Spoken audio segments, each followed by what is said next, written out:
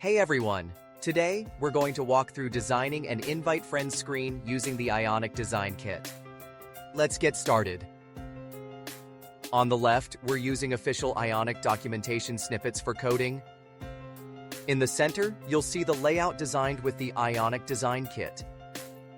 And on the right, a phone emulator shows the real-time results.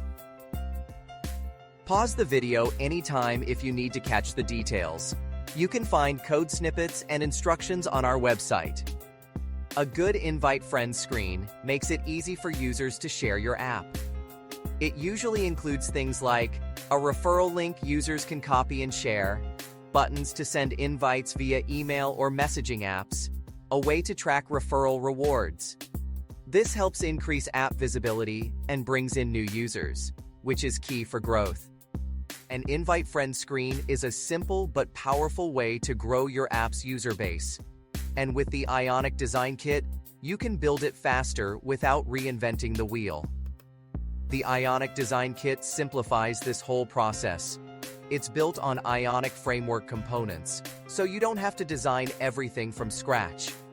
Designers can drag and drop pre-made elements. Developers don't need to write complex code. Everything comes from the Ionic framework.